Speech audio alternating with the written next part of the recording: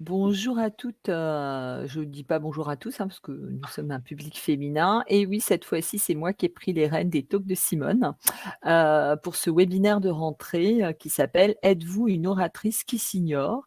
et on a le plaisir d'avoir un plateau 100 féminin avec, Fanny Dufour, qui est la fondatrice, des Nouvelles Oratrices, qui a choisi de former à cet exercice au travers de cercles de parole féminin.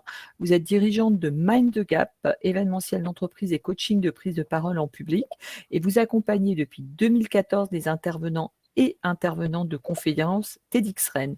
Vous avez présidé pendant 3 ans l'association Bretagne Idées Larges, organisatrice de ces événements. Depuis plus de 300 femmes ont été formées dans votre cercle breton, nantais, parisien, mais aussi en entreprise et vous êtes en direct de Redon.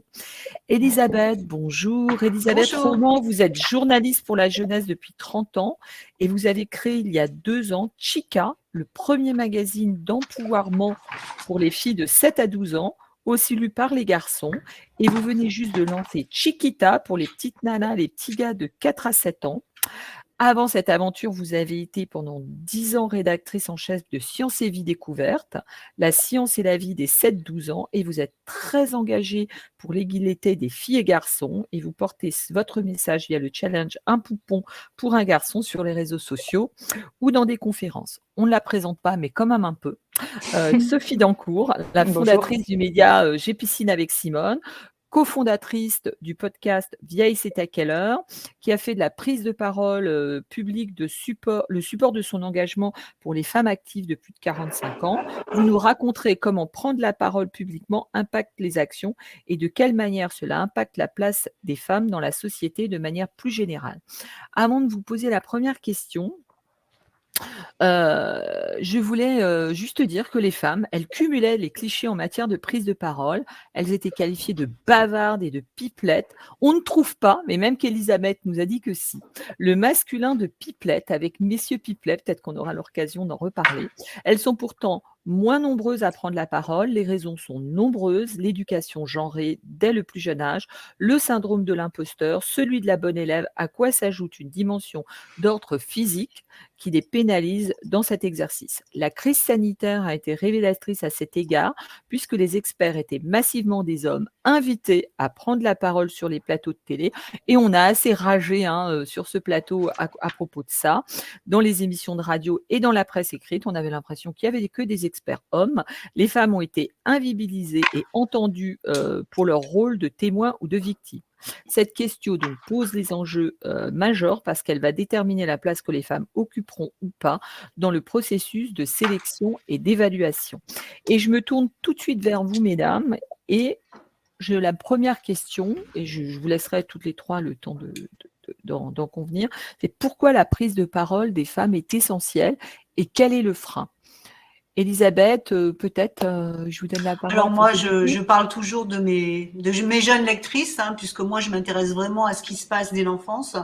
Donc moi, par rapport aux messages que je fais passer, donc c'est des messages qu'on lit, et c'est extrêmement important pour moi que ce message qu'elles lisent, qu'elles le comprennent, qu'elles l'acceptent ou qu'elles l'acceptent pas. Hein. Pour moi, l'esprit critique est hyper important, et que donc ensuite ce message, qu'elles puissent en parler. Voilà.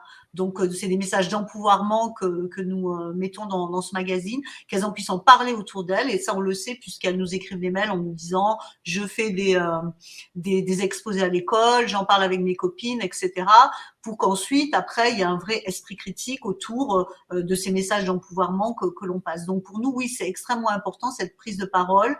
Elle passe donc par un échange autour d'idées, autour d'une idée de la place de la fille dans notre société.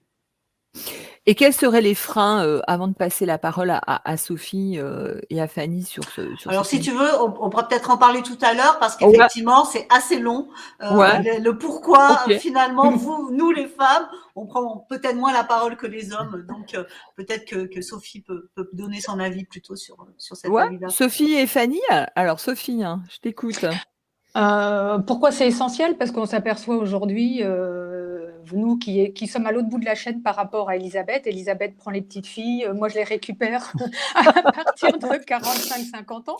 Et entre-temps, il se passe beaucoup de choses. Et en général, sur la prise de parole, c'est plutôt négatif puisqu'on s'aperçoit qu'on est une génération qui est restée finalement très silencieuse, qui a peu pris la parole et et je pense que tout ça participe à l'invisibilisation des femmes. À partir du moment où elles vieillissent, elles sont moins prises en compte dans la société. Elles ont très bien intégré le fait qu'elles étaient censées disparaître. Donc, quand on est censé disparaître, on ne va pas demander une augmentation. On s'excuse presque de demander des postes ou d'avoir une opinion dans la vie publique. Donc, la prise de parole, elle est essentielle et elle est majeure si on veut arriver à l'égalité entre les femmes et les hommes. Voilà, pour schématiquement poser la question. Fanny, toi, tu es juste entre Elisabeth et Sophie avec les nouvelles C'est ça. oratrices. Donc, si tu as créé les nouvelles oratrices, c'est que tu as pensé que déjà, il y avait une problématique autour de ce sujet-là, mais que surtout, effectivement, il y avait peu de prise de parole. Et quelle est ton analyse là-dessus, hein? Alors c'est vrai que pour moi, pour moi, et d'une façon globale, hein, la prise de parole, c'est vraiment la prise de place. Et c'est ça qui est important quand on va ne pas oser s'auto-censurer, comme tu le disais, Sophie, ne pas s'autoriser à aller demander une augmentation ou un changement de place dans l'entreprise, c'est toute notre place en tant que femme avec un grand F qui peut être démolie en fait, et puis elle sera prise. Et souvent par des collègues hommes qui, eux, se mettent moins de freins. Donc c'est vrai que c'est essentiel. Quand tu posais cette question, Sandrine, pourquoi une femme doit prendre la parole, en fait, hein, c'est un peu ça. Ouais, on représente plus de la majorité de la population. En France, c'est presque 52%. Donc, pourquoi est-ce qu'on devrait moins se faire entendre que les hommes, moins s'exprimer, moins prendre la place? Et puis après, très concrètement, en entreprise, en association, etc., ça participe tout à fait de l'intelligence collective parce que une femme va avoir d'autres impressions, d'autres manières d'appréhender qu'un homme, mais c'est aussi des personnes racisées, ça marche aussi pour des personnes d'âge différents. Donc, plus on sera en collectif à partager la parole, à partager des points de vue, mieux ce sera, et notamment dans les secteurs des sciences, du numérique, de l'intelligence artificielle, qui nous amène sur un monde qui est de plus en plus masculin, malheureusement. Mais pourtant, on voit bien qu'il y a des freins dans cette prise de parole, hein. Je ne veux pas dire qu'on bâillonne les femmes, mais enfin, on leur tend pas le micro, je vais dire, dans la rue. Et puis en plus, il y a toujours ce côté péjoratif de la femme qui parle. Elle est pipelette, elle est bavarde, elle est écervelée, elle parle pour rien dire. Mais c'est quoi, en fin de compte, qu'il y a derrière ça? C'est quoi les freins, en fin de compte? Pourquoi on ne veut pas lui tendre le micro? Pourquoi on a pensé que pendant le Covid, on n'avait rien à dire, nous les femmes, et entre les visuels qu'on nous montrait, les prises de parole, on avait l'impression qu'on n'était plus là. Elisabeth? Alors moi, évidemment, comme d'habitude, je ramène à mon sujet d'étude, c'est-à-dire les petites filles. Alors effectivement, je me suis rendu compte en faisant une analyse des t-shirts qu'on proposait aux petites filles que sur les t-shirts comme sa mère, donc on va avoir bavarde comme maman, ou bavarde encore mieux de mère en fille. Hein, voilà. Donc effectivement, bavarde ou pipelette, c'est un adjectif qui est accolé aux petites filles. Pourtant, il y a deux chercheuses qui se sont posées, qui ont étudié qui ont fait ce qu'on appelle une méta-analyse, parce que cette question, est-ce que les filles sont plus bavardes que les garçons, plein de sociologues et plein de psychologues se les posent. Et au final, elles ont analysé 73 études entre 51 et 91, entre 1951 et 1991. Et finalement, les filles parlent autant que les garçons. Mais la différence, c'est que les filles, elles ont une parole affiliative, c'est-à-dire c'est une parole pour créer des liens, et les garçons ont une parole assertive, c'est-à-dire une affirmation de soi. Et c'est de là que tout vient. Voilà. Alors après, je reparlerai de ce qui se passe dans les classes, mais en fait, on parle autant que les garçons, mais on parle différemment. Voilà. Donc nous, c'est vraiment pour l'amitié, etc. Alors que les garçons, ils vont se mettre en avant avec la parole. Sophie, je te voyais. Oui, parce que effectivement, on a vu, on va revenir au confinement, mais on a très bien vu des unes, et notamment, je crois que c'était celle du Parisien, qui disait le monde de demain avec la photo de 4 hommes.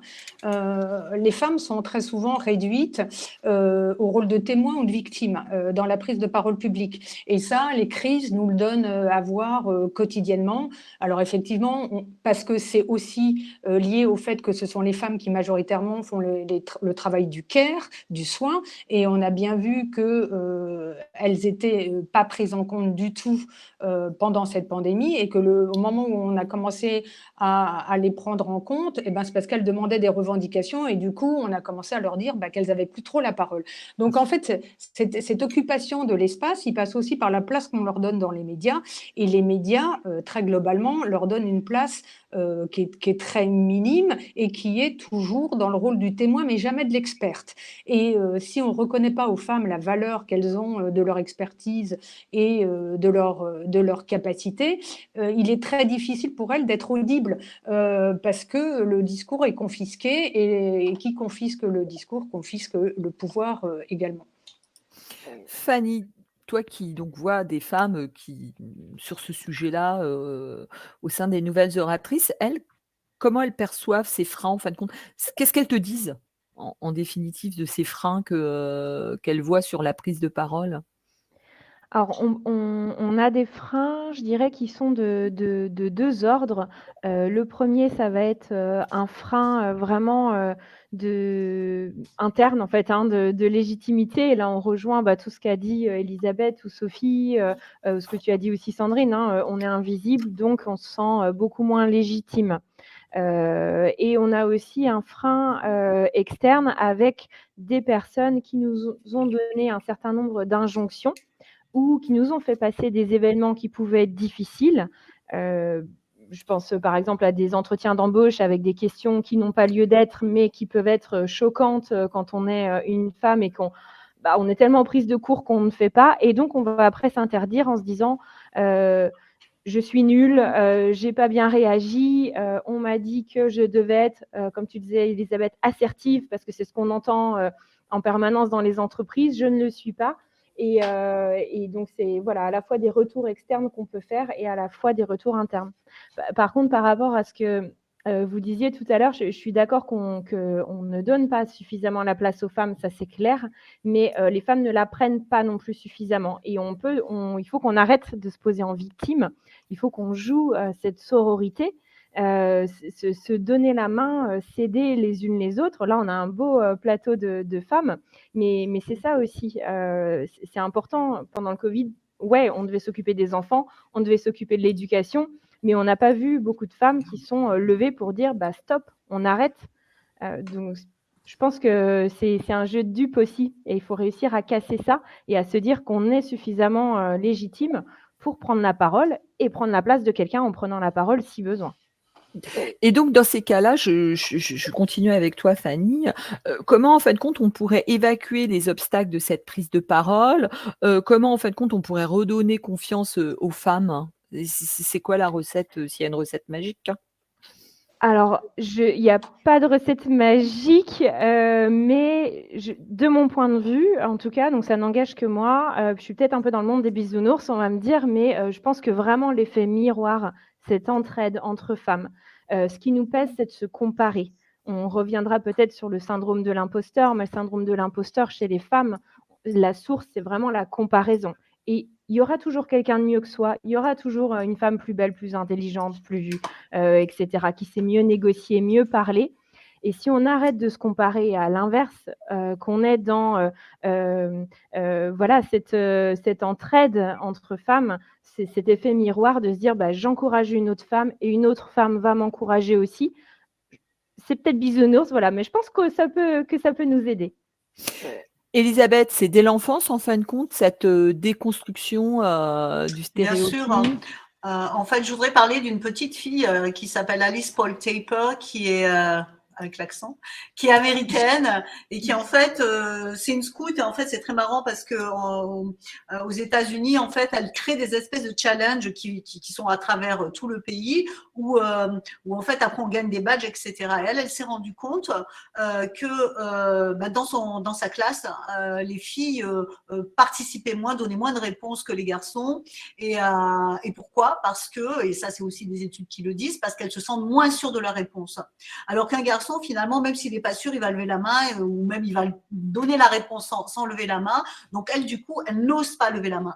Donc elle a créé un espèce de challenge à travers les États-Unis qui s'appelle Raise Your Hands pour effectivement, et donc du coup, comme elle est scout et qu'il y avait un badge à gagner, toutes les filles scouts, et du coup ça a fait vraiment une traînée dans tout le pays, se sont mis à participer à ce challenge Raise Your Hand, c'est-à-dire je lève la main même si je ne suis pas sûre, c'est-à-dire que même si j'ai faux, j'y vais et je me lance. C'est ça aussi qui est important dès l'enfance, c'est-à-dire ne pas avoir aussi ce syndrome qu'ont souvent les filles de la bonne élève, je ne vais répondre que si je sais, alors que les garçons finalement, même s'ils ne savent pas, ils y vont quoi.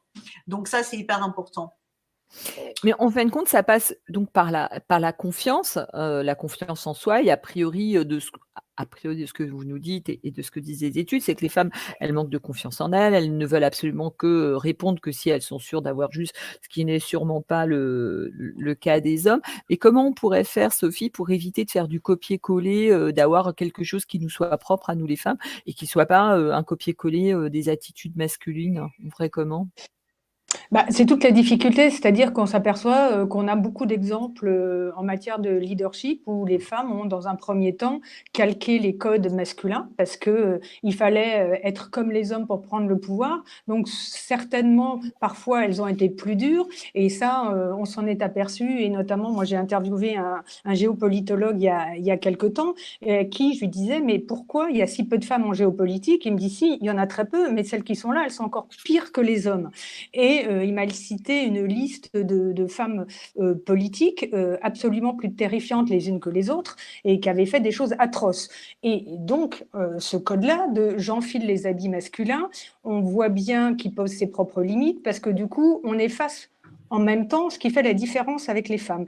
Et les femmes, elles ont à un moment donné un problème à gérer que ne gèrent pas les hommes globalement, qui est leur image physique. C'est-à-dire que pour prendre la parole, il faut aussi gérer son aspect physique. Et parfois, et là, du coup, moi je parle pour les femmes après 45 ans, il y a des problèmes d'image de soi. On sait très bien que c'est la période où le corps commence à se transformer. Et donc, finalement, ça demande à avoir à gérer une dimension physique de la prise de parole. Et puis, je pense que Fanny, elle nous le racontera aussi, puisque le corps aide aussi à faire passer les messages. Donc, si je ne suis pas sûre de mon corps physiquement, je vais plutôt avoir tendance à me planquer, peut-être pas me lever dans une assemblée pour donner mon avis ou prendre la parole. Donc, c'est cette dimension-là qu'il faut arriver à gérer, qui est un peu une double peine pour les femmes. Et comment on sort des codes masculins? Alors, on a des exemples. Il y a des femmes qui en sont sorties très bien, mais elles sont pas extrêmement nombreuses. On voit bien que c'est compliqué.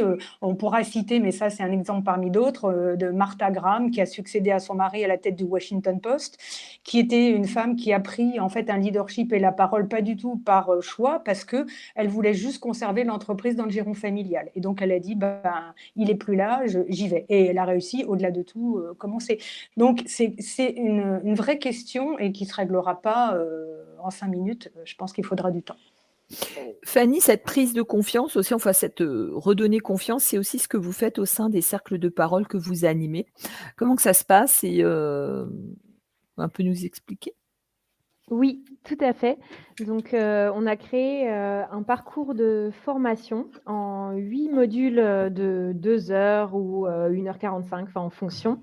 L'idée, c'est d'aborder les 3 piliers qui nous semblent essentiels à la prise de parole en public. Mais quand on dit au public, pense tout de suite sur scène. On se dit que c'est pas pour soi, mais en fait, c'est vraiment la parole au quotidien, comme là, ce qu'on est en train de faire ou un rendez-vous client. On travaille sur le fond, donc le storytelling, comment se raconter, se mettre en avant, l'argumentation. En fait, tout ce qu'on aurait dû apprendre à l'école plutôt que d'apprendre à faire des dissertations de 400 pages qu'on ne fait plus après dans le monde du travail, mais qu'on ne nous a pas appris. Et souvent, moi, les femmes me disent, j'ai pas de répartie, je sais pas argumenter, je suis pas éloquente, mais en fait, c'est juste que ça s'apprend et qu'on nous l'a pas appris. On travaille sur la forme aussi. Donc, comme tu le disais, Sophie, hein, le corps qui change à tout âge. Malheureusement, quand on est encore jeune, on s'assume pas trop. Ensuite, potentiellement, on a des grossesses, on change de corps. Et puis après, on entre dans la phase un peu plus âgée. Et puis bah, là, c'est pareil, c'est encore autre chose. Donc, il y a toujours ce corps, la voix des femmes qui est très stigmatisée aussi. Donc, on travaille là-dessus. Et on travaille aussi sur la légitimité, qui est le troisième pilier, la confiance en soi. Parce que si on sait parler mais qu'on n'ose pas, bah forcément, c'est compliqué. Et donc, quand je dis on ou nous, on est donc une dizaine de formatrices donc à appliquer cette méthode que j'ai développée dans différentes villes. Et la notion de cercle nous est vraiment importante. Je vous parlais de l'effet miroir. C'est important de se dire que même les formatrices, qu'elles soient coach, comédiennes, sont au même niveau que les femmes qui participent parce qu'elles ont autant à apprendre que les femmes qui participent ont aussi à échanger les unes les autres. Et ce qui est très important dans la prise de confiance aussi, c'est de se dire qu'on n'est pas seul. Alors, j'ai l'impression de donner un grand coup de pied dans une porte ouverte, mais on a de cesse de le répéter. Très peu de personnes aiment prendre la parole. Personne n'aime prendre la parole. Tout le monde stresse. Aucune femme n'est vraiment 100% à l'aise dans son corps. Personne n'aime rougir, etc. Et donc, juste parfois d'en parler, ça permet de dédramatiser tout ça, quoi, et de permettre d'aller à l'étape au-dessus. Alors nous, dans les talks de Simone, on aime bien être super pratico-pratique et en fin de compte, on va parler un petit peu outils. On en a parlé un peu du corps. Quels outils, en fin de compte, on pourrait utiliser pour avoir une prise de parole réussie, Fanny et puis après Sophie? Alors, au niveau du corps, il y a un outil très simple qui s'appelle nos mains. Et souvent, on les voit en se disant: «Ah, elles sont au bout de mes bras. Déjà, je ne sais pas quoi faire de mes mains. Alors en plus, je ne sais pas quoi faire de mes bras».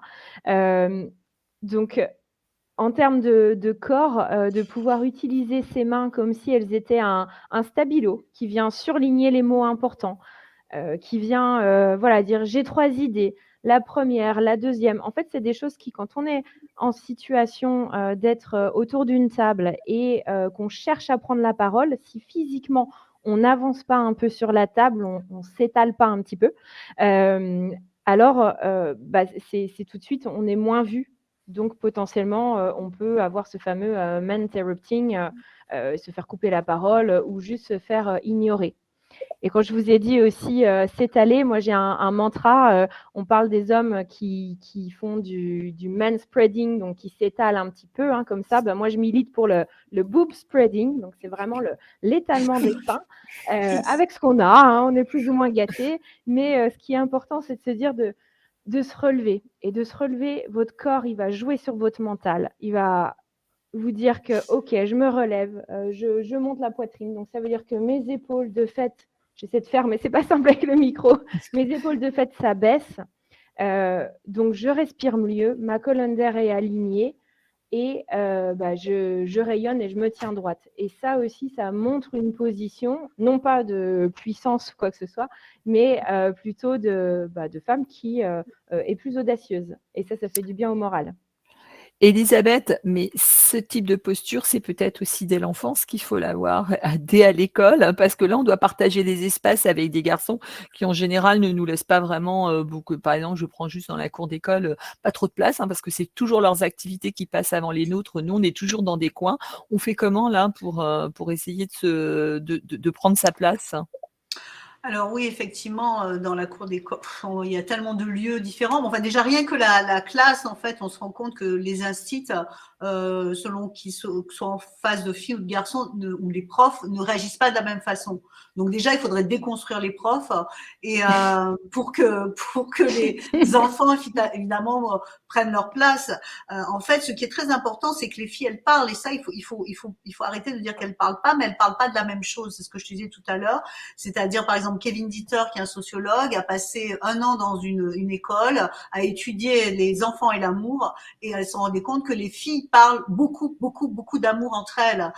Donc ce temps finalement à parler d'amour, dont les garçons évidemment refusent de parler puisque pour eux c'est juste dégoûtant, eux ils le passent à dire d'autres choses et à parler d'idées. Et c'est ça en fait finalement, c'est que à avoir balancé pendant des siècles et avoir dit à des petites filles alors tu as un amoureux, tu es jolie, etc. Ça les fait parler de ce sujet-là au lieu de finalement bon c'est pas un sujet intéressant, hein, mais peut-être qu'on peut parler d'autres choses aussi entre filles. Donc voilà, c'est ça aussi, c'est peut-être l'éducation aussi, ça passe par rapport à tout ce que la société donne aux petites filles et qu'elles savent parler, mais seulement elles parlent pas forcément de la bonne chose, quoi, des bonnes choses. Sophie, oui. Moi, j'ai un exemple très concret d'ailleurs que Elisabeth a vécu, qu'on a vécu ensemble quand on devait pitcher nos projets. Tu te souviens, Elisabeth, il y a quelques années, hein, autant que média. Et c'est l'exercice, il était assez compliqué parce c'était un genre de pitch elevator, donc on était censé présenter nos projets de médias en un temps défini. Et il fallait d'abord qu'on le fasse sans aucune note. Donc, sachant que moi, je commençais déjà à avoir la mémoire qui flanche parce qu'avec le stress, on oubliait sur 10 lignes, moi, j'arrivais à en oublier 4. Donc, il y avait ça. Donc, à un moment donné, c'est quand vous êtes sur scène. Alors là, c'était pire que tout parce qu'on était sur une petite scène et il y avait une audience. Et en fait, pour essayer de ne pas tout retenir et se dire je vais avoir un trou, l'idée c'était déjà de respirer à fond avant d'y aller et s'obliger, ce qui est très compliqué, mais s'obliger à parler lentement. C'est-à-dire que sur les prises de parole, comme on se dit c'est une corvée, on va l'évacuer très vite, donc on va parler à une cadence incroyable qui fait que personne ne va rien retenir de ce qu'on a dit. Et deux, on parle lentement et moi j'avais pris un truc, c'est que je regardais à tour de rôle des gens dans l'assistance et je me fixais pas sur une seule personne. C'est-à-dire que mon regard balayait un peu tout le monde. C'est une manière d'accrocher l'intérêt des gens, ou en tout cas leur bonne éducation, ils vont pas les regarder ailleurs si vous les regardez. Et surtout, parler lentement, ce qui vous permet que si vous oubliez un truc, ça vous laisse un peu plus de temps pour vous en rappeler. Et surtout, respirer, quoi. Pas être saccadé et en apnée. Et moi, la difficulté majeure, c'était de ne pas être en apnée au moment où je prenais la parole, ce qui est difficile parce qu'on se dit pourvu que ça dure le moins longtemps possible. Merci Sophie. Elisabeth, est-ce que de cette prise de parole, il faut en faire un enjeu collectif où on est sur une, comment dire ça, est-ce que voilà, il faut travailler, Fanny le disait tout à l'heure, sur la sororité, faire des choses ensemble, mais comment en fin de compte on peut en faire un enjeu collectif aussi? Alors un enjeu collectif, ça c'est comme toutes les déconstructions de de toutes les injonctions qu'on fait aux filles et aux garçons d'ailleurs. En ce qui concerne la prise de parole, moi je milite beaucoup pour une école un peu différente et carrément même extrême par rapport à ce qu'on a aujourd'hui en France. Moi j'admire beaucoup ce qui se passe en Islande avec l'école Jali. Alors je sais pas comment ça se prononce, où en fait on a supprimé la mixité, puisqu'on s'est rendu compte que même des femmes et des hommes déconstruits, alors elle n'est pas totale, je vais expliquer pourquoi, mais donc comme je vous expliquais tout à l'heure, traitent autrement les filles que les garçons, donc c'est extrêmement complexe.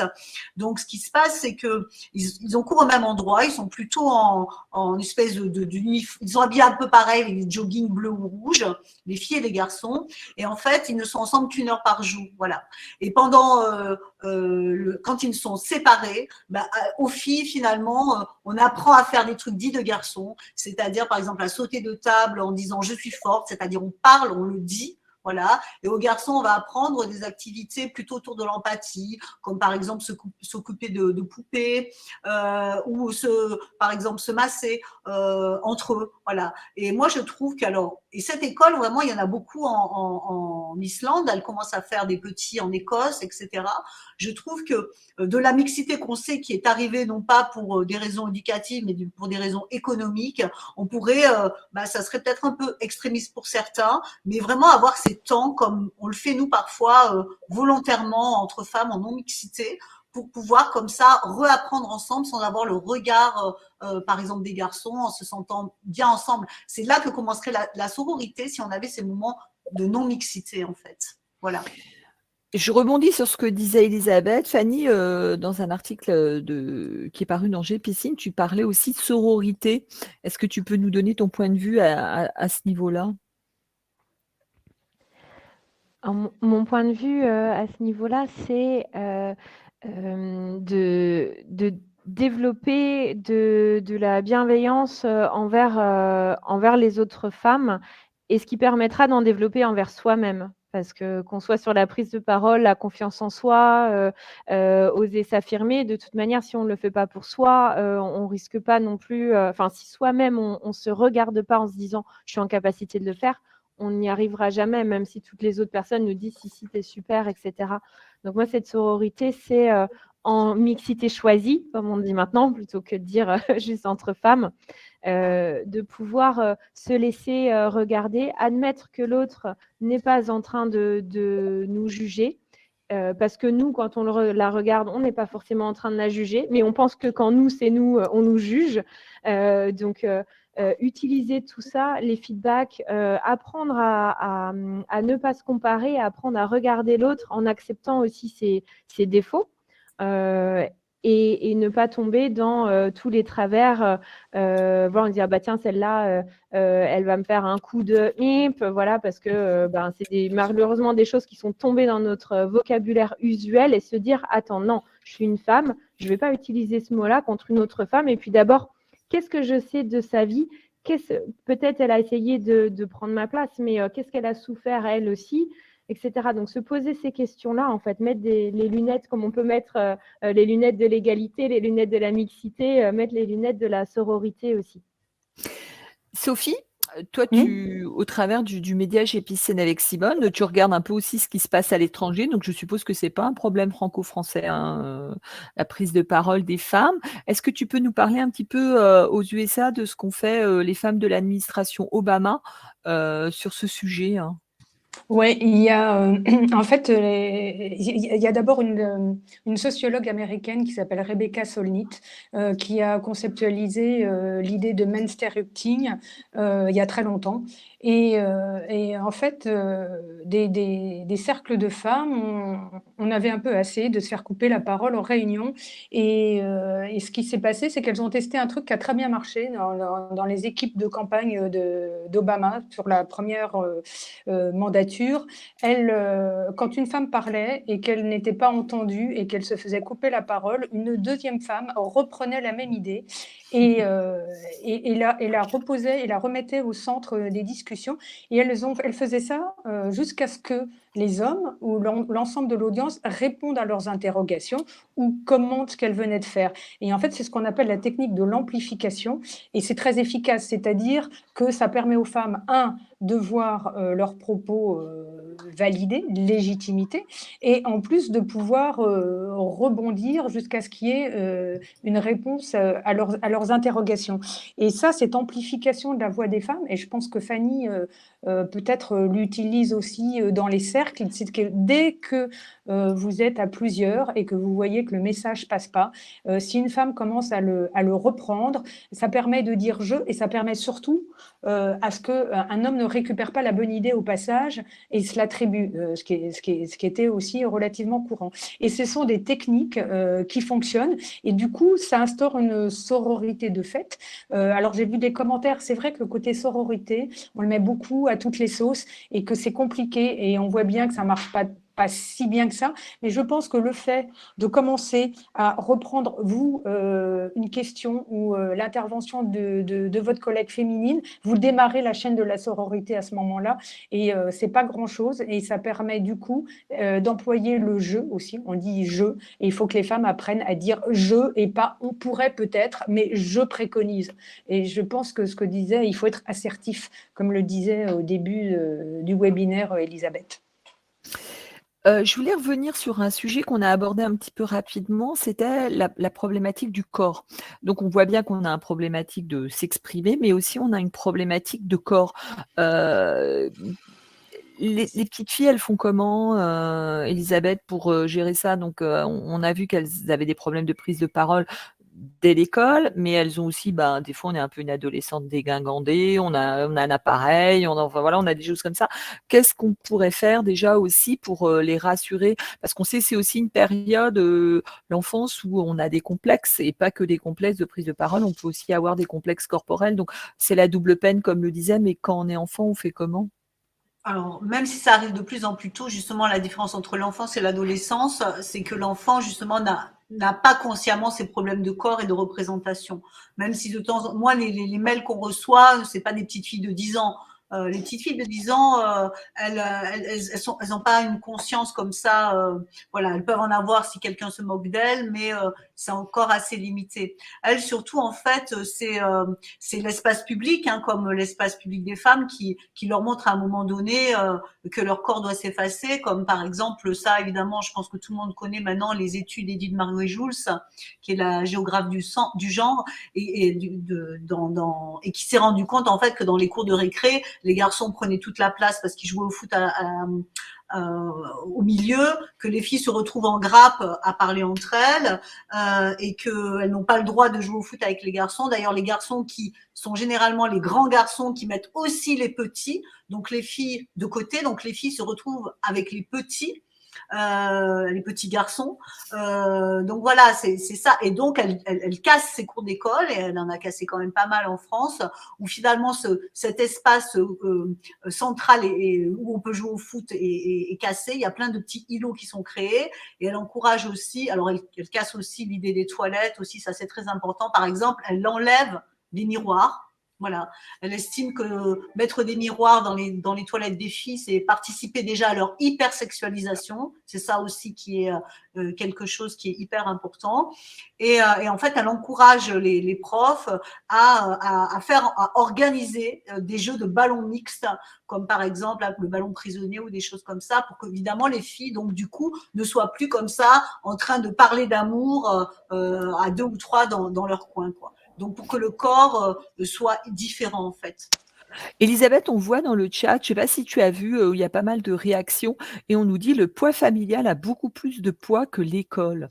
On le voit très fortement en Île-de-France. Non, ça c'est alors bon, ça j'aimerais qu'on me sorte une étude. Je sais que c'est Marie qui a écrit ça, mais en Ouais. fait les trois canaux d'injonction, c'est l'école et ses pairs, c'est la famille bien évidemment, et c'est aussi tout ce qui est poids sociétal, c'est-à-dire les pubs qu'on voit sur internet, les magasins de jouets, etc.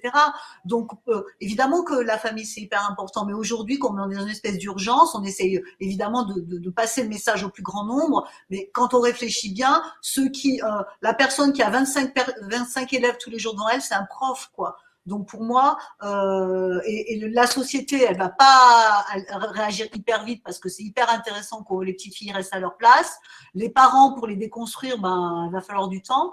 Donc pour moi, en fait, les formations sont hyper importante dans les écoles, les profs, quoi. Parce que les profs, ils ont 25 gamins tous les jours. C'est là qu'on peut déconstruire les choses le plus rapidement. On est en urgence. Donc, évidemment, tous les vecteurs sont importants, mais l'école, pour moi, c'est vraiment celui qui est le plus important, en fait. Merci Elisabeth. Je me tourne vers toi, Sophie, parce que j'aimerais qu'on aborde la thématique du storytelling, en fin de compte, pour essayer d'avoir on va dire un discours un peu plus impactant. Comment on construit déjà ce storytelling quand on est une femme? Tout dépend à quel moment et à quelle occasion on doit prendre la parole, mais je pense que quand on va avoir un discours impactant, alors évidemment dans une réunion et qu'on fait une présentation, je dirais d'un projet, d'un truc très précis, on peut toujours se raccrocher. Je pense qu'un bon storytelling, ça veut dire raconter une histoire. Vous allez prendre la parole et pour impacter le message, il faut que vous racontiez une véritable histoire.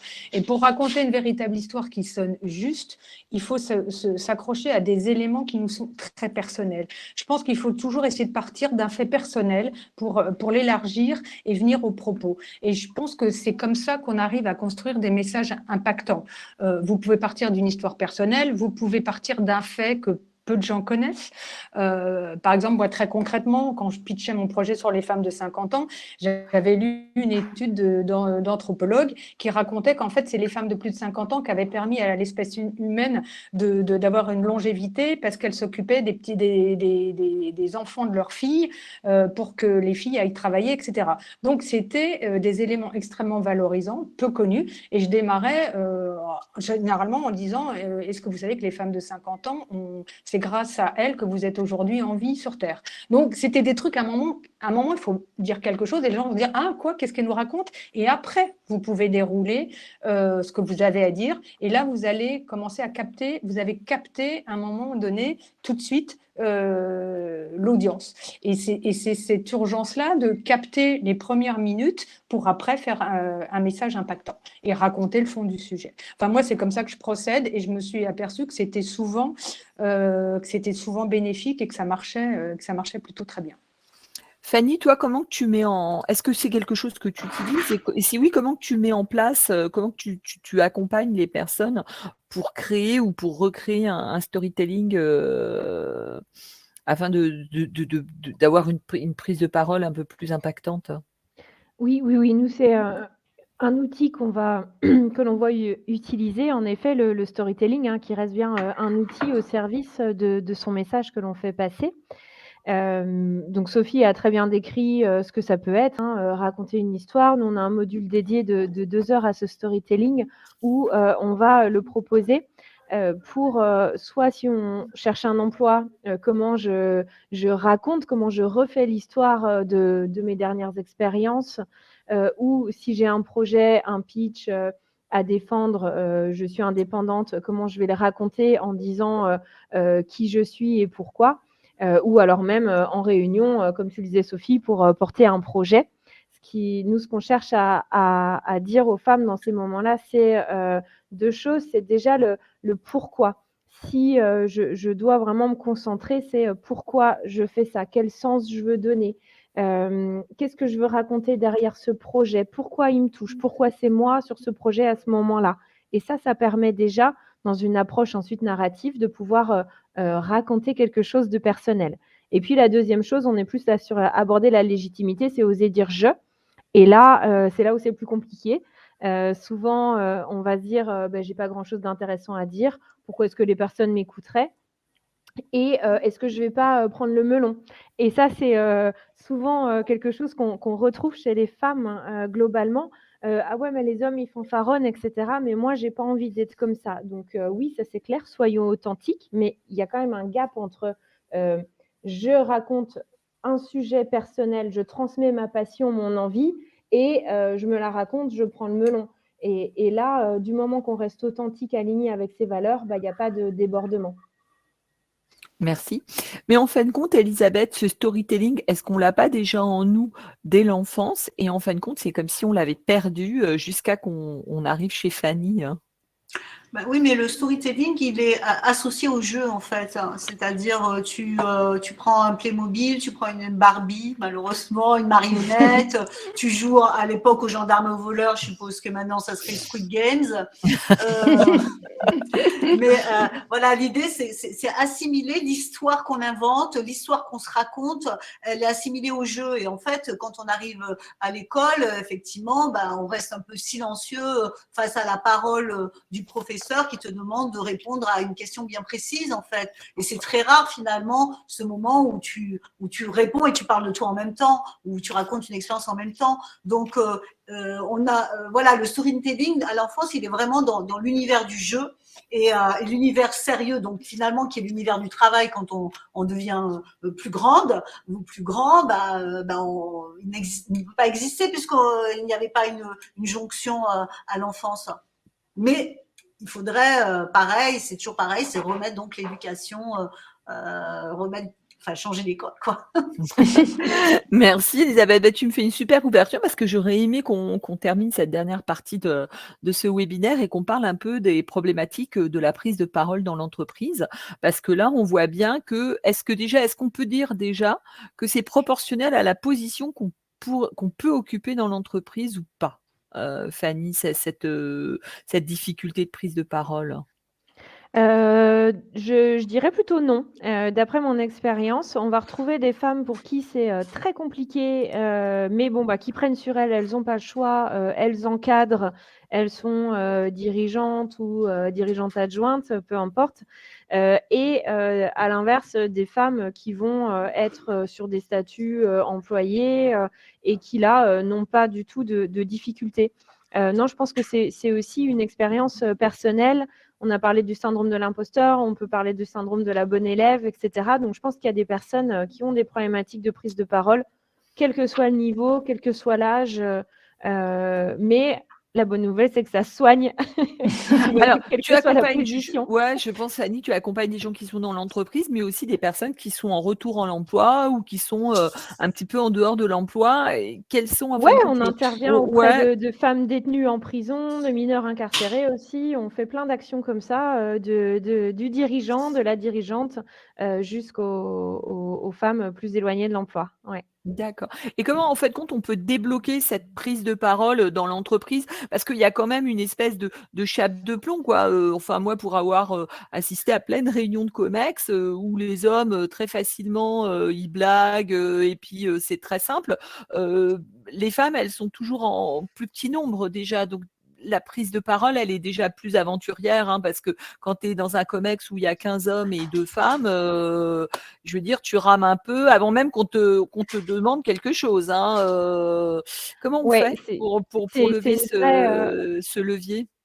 oui, bah, là, je pense que c'est important de pouvoir en parler, parler de la prise de parole et autant, nous, on va être, éduqués pour être sages, autant, il y a des hommes qui vont, nous couper, mais sans s'en rendre compte. Parce que dans leur éducation, c'était comme ça et on leur a laissé toute la place et je pense que dans ce fameux comex à 10 personnes, bah, ce que j'espère, ce serait d'avoir, 2, 3, 4 hommes, alliés avec lesquels je pourrais échanger et qui m'aideraient à me renvoyer la balle ou avec qui on peut se mettre en binôme, un peu sorte de binôme secret qu'on prépare avant la réunion. Quand tu poses une question, quand tu présentais le projet, renvoie-moi la balle. Tu sais que pour moi, c'est un peu difficile. Et puis après, je te la renvoie, je te fais un signe, etc.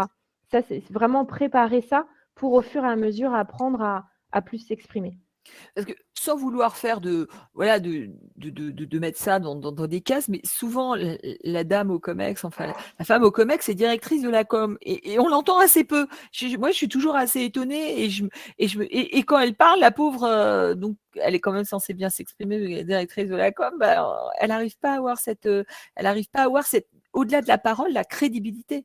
Même du propos, parce qu'on va toujours un peu minorer ce qu'elle va dire. Alors, ok, elle peut se chercher des alliés, mais est-ce qu'elle peut pas encore trouver d'autres leviers pour poser son discours, hein? Fanny, excuse-moi, je voulais terminer Oui, avec toi. oui, bah, c'est une vaste question. En fait, moi, c'est pour ça qu'on a, 16 heures de formation, qu'on prépare des niveaux 2, qu'on n'est pas les seuls à travailler là-dessus, quoi. C'est, à la fois, je pense, changer les mentalités. C'est ce qu'on va retrouver dans des débats politiques aussi. Si, les femmes prennent plus leur place, ont des discours, plus, enfin, structurés en tout cas, mais c'est pas qu'à nous de faire l'effort, c'est aussi, aux hommes qui peuvent être nos conjoints, avec qui aussi on peut discuter pour faire en sorte qu'ils crédibilisent aussi autant la parole des femmes. Ce sont les médias, bien entendu, quand on aura. Bah, c'est un peu le cercle, malheureusement, qui se mord la queue, hein, mais c'est un peu ça, quoi. Elisabeth, ces femmes qui sont devenues des rôles modèles et qu'on voit, hein, dans les pages régulièrement de Chica, est-ce que c'est des femmes qui se sont autorisées à prendre la parole sans la demander, hein? Ah ben écoute, j'avoue que j'en sais rien. C'est il y a toujours un truc psychologique, c'est se demander pourquoi ces femmes-là se sont mises à parler en fait, hein.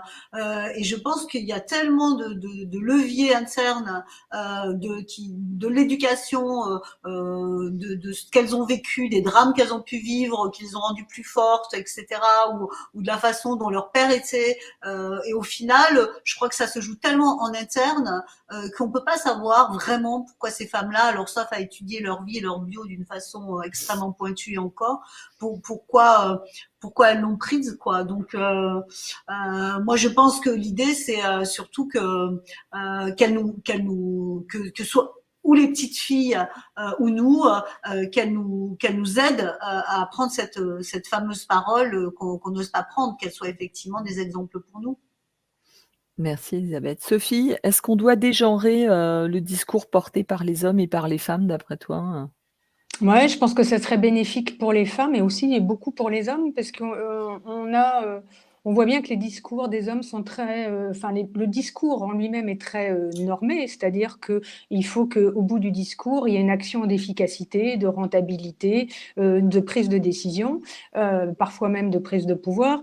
Et les femmes seraient beaucoup plus dans le ressenti et je pense qu'on y gagnerait beaucoup si on dénormait la forme du discours et que les hommes pouvaient à un moment donné, dans une discussion de quelque nature, même professionnelle, parler aussi de leur ressenti. On a l'impression que le ressenti est quelque chose qui est véhiculé par les femmes et peu par les hommes.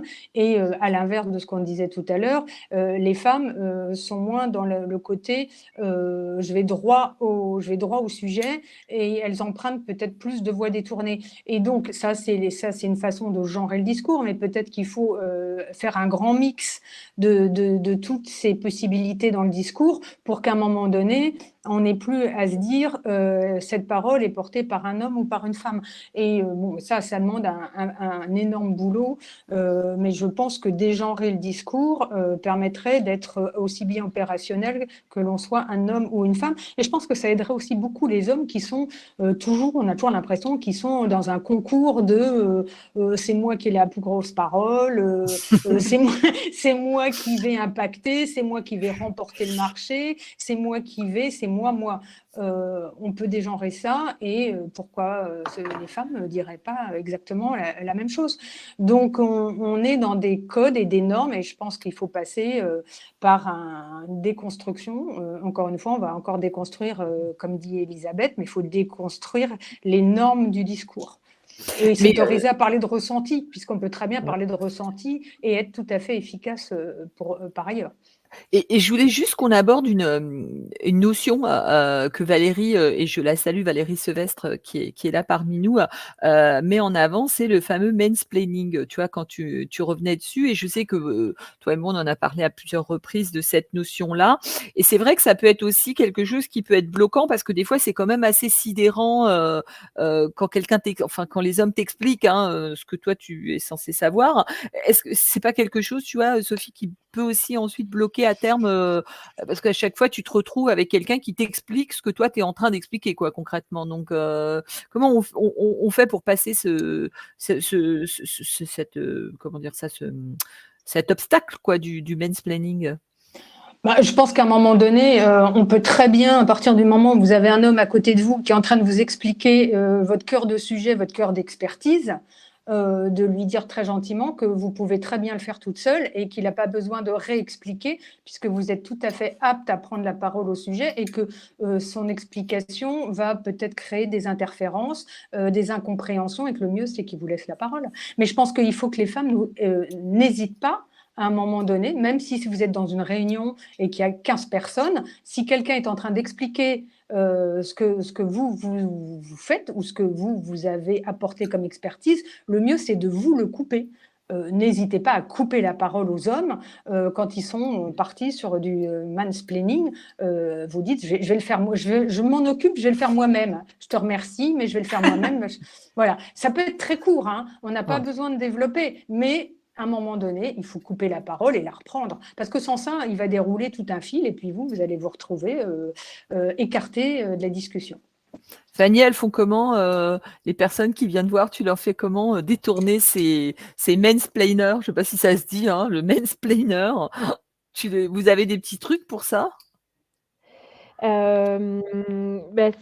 en effet de dire ce qu'on pense et ne pas attendre et se lancer. Donc dans les trucs, on peut travailler sa répartie en reprenant le début des propos de l'autre personne pour se lancer. Ce qui est le plus difficile, c'est toujours le premier pas et puis ensuite, ça va. Donc tant qu'on reste figé, c'est compliqué. Donc y aller, parfois, ça peut aussi passer par de l'écrit. Écrire les 3-4 mots qui nous viennent déjà pour les poser, peut-être poser sa frustration à s'être fait couper. Ça prend 2 secondes, ils sont là posés et ça nous aide comme ça à se lancer pour les personnes qui peuvent être les les plus timides. Voilà, ça peut être une réponse aussi. Merci. Alors, on va conclure parce qu'il est quasiment, quasiment 13h30 et puis, voilà, on essaye maintenant de rester dans un format d'1 heure, un peu plus, dynamique qui nous permet de faire cette pause tous ensemble à déjeuner. Alors, je vais reprendre un peu le titre de notre webinaire et puis je vous demanderai, de conclure là-dessus à chacune. Est-ce qu'on est toutes des oratrices en puissance, Elisabeth? Oui, évidemment, comme moi je l'expliquais au début du webinaire, on arrive tous à maîtriser la parole, hein. D'ailleurs, les filles maîtrisent plus rapidement la parole que les garçons, parce que des études ont été prouvées que les mères parlaient plus à leurs enfants que les pères et que les mères parlaient plus à leurs filles qu'à leurs garçons. Donc ça explique aussi pourquoi finalement nous la parole dès le plus jeune âge on maîtriserait plus le vocabulaire et les mots. Mais derrière effectivement ce discours qu'on a en nous il est très rapidement perturbé. On nous oriente vers des sujets qui sont pas futiles mais qui prennent toute la place, comme ce que j'expliquais au départ, c'est-à-dire l'amour. Donc l'idée aujourd'hui, c'est que oui, on est toutes des oratrices, qu'on a toutes des choses à dire, qu'il faut switcher et se mettre à parler sur ses propres idées. Et il faut pas hésiter, même si on bafouille au fond. Moi, je vois pas pourquoi je devrais être parfaite dans un discours. Je vois pas pourquoi je devrais pas me planter de mots. Je vois pas pourquoi. Non, voilà, il faut. Et au fur et à mesure, la confiance vient en fait. L'idée, c'est juste l'ouvrir. Enfin, moi, c'est ma théorie. Et ensuite, même si on n'est pas bonne, se dire, OK, je ferai mieux la prochaine fois. Et comme ça, y aller. Parce que si on attend d'être parfaite dès la première fois, et c'est ce qu'attendent les femmes généralement, le syndrome de la bonne élève, on n'y arrivera jamais. Donc moi, parfois, je fais des conférences où je me dis, bon, ben là, franchement, j'ai savonné, j'ai bafouillé, mon idée, je l'ai pas passée. Mais c'est pas grave, j'y ai été, quoi. Donc je pense que oui, on est toutes des oratrices et il faut être super indulgente avec soi-même, quoi. Fanny, sur la même question, est-ce qu'on est toutes des oratrices en puissance? J'aurais bien laissé la parole à Julie qui était venue Et pour témoigner. ouais, mais elle n'est Oui, pas là en fin de compte. si, elle est dans les Elle est revenue? participants Non, oui, depuis mais le départ. non, elle s'est déconnectée, Fanny. Elle s'est déconnectée. Ok. Donc, depuis tout à l'heure, mais j'ai voulu lui donner la parole, mais elle s'est déconnectée. Elle a peut-être eu un souci, je ne sais pas. Peut-être alors. Si elle dit qu'elle est là, sous le nom de sous Chloé. le nom de Chloé, Ah, parce que d'accord. Ah, elle bah a alors été on va lui, déconnectée en effet. voilà, on va lui donner la parole. Voilà, bonjour Julie. Je ne savais pas que vous étiez là sous le nom de Chloé.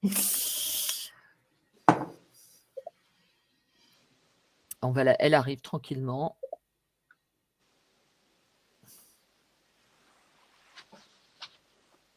Vous m'entendez? Voilà, oui. Excusez-nous, Julie, je ne savais pas que vous étiez là sous le nom de Chloé. Non, on a eu des petits soucis de connexion, du coup, je me suis Ah, reconnectée via le site via le mail de Chloé. d'accord. Donc, on en était à ce qu'on est tous des oratrices en puissance. Et faites-nous part de votre expérience à ce moment-là, chère Ouais, Julie. moi, je suis très heureuse d'apporter un petit retour d'expérience du séminaire là, que j'ai suivi avec Fanny. Et c'est vrai que pour moi, ça représente vraiment une bulle de confiance, une bulle des possibles. Moi, c'était vraiment une bête noire de prendre la parole en public. Et par exemple, là, aujourd'hui, il y a quelques temps, ça m'aurait fait vraiment très, très peur. Et je rebondis un peu sur ce que Elisabeth dit. Je pense que c'est important d'oser. Et c'est vrai que ce que tu as dit, Fanny, là, je l'ai vraiment retrouvé dans tout ce qui est bienveillance, de mise en confiance. Ça aide beaucoup. Et c'est vrai que j'ai découvert que, en fait, on a l'impression que c'est inné, la prise de parole, mais qu'il y a plein d'astuces et qu'on peut travailler dessus et que on arrive à des résultats incroyables. Et que, comme tu disais aussi, le fait d'être en cercle et de s'entraider entre femmes, ça apporte une force incroyable. Et je pense on peut vraiment jouer là-dessus. Et c'est vrai que je pensais à ça, et l'expression de on a voix au chapitre. Et je pense qu'on a toute voix au chapitre, d'une façon ou d'une autre, à notre échelle. Et que D'ailleurs, je pense qu'il est temps que le chapitre qui fut un temps très très masculin se féminise un peu et du coup, je pense que le monde sera meilleur. En tous les cas, un grand merci à la formation parce que ça m'a beaucoup beaucoup aidé en termes de confiance et de légitimité. Donc, on est bien une oratrice en puissance, si on reprend le titre de notre webinaire. Merci Julie de ce témoignage. Je pense que ça fera plaisir aux personnes qui sont dans le public, en fin de compte, de voir ce que ça peut apporter concrètement, parce que c'est toujours bien de discourir, mais en fin de compte, la réalité, c'était vrai, c'était dommage de ne pas vous entendre. Sophie, je vais te donner le mot de la fin. On est des oratrices en puissance, au Oui, final. bien sûr, on est des oratrices en puissance.